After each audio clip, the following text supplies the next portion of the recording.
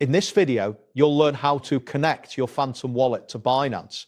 By following these steps, you will successfully transfer funds between these two platforms. Begin by opening the Phantom wallet in your browser.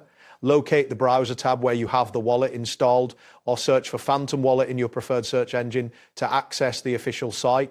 Once the wallet interface loads, you will be ready to proceed to the next step. Next, select a supported network for your transaction. You can choose either Solana or Ethereum based on your requirements. Look for the network option, typically displayed prominently on the main screen. After selecting your desired network, locate your wallet address, which is usually shown at the top of the wallet interface. Copy this address by clicking the copy icon or highlighting the address and using the right-click menu to select copy. After you have copied your wallet address, it is time to log into your Binance account.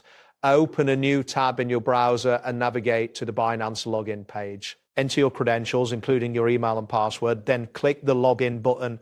If prompted, complete any additional verification steps to access your account. Once logged in, go to the wallet section located in the menu.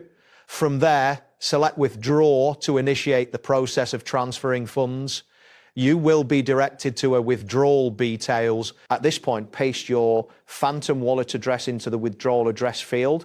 Sure that you double check the address to avoid any errors, as incorrect addresses can lead to lost funds. After pasting the address, it is crucial to select the same network you previously used in your Phantom wallet.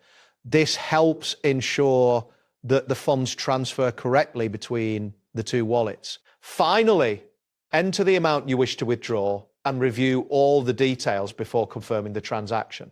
Once you are satisfied with the information, click the confirm button to complete the withdrawal process. You may see a confirmation message indicating that your transaction is being processed. Keep in mind that the time it takes for the withdrawal to complete can vary depending on network congestion and other factors. That wraps up today's guide. Thanks for watching, and catch you in the next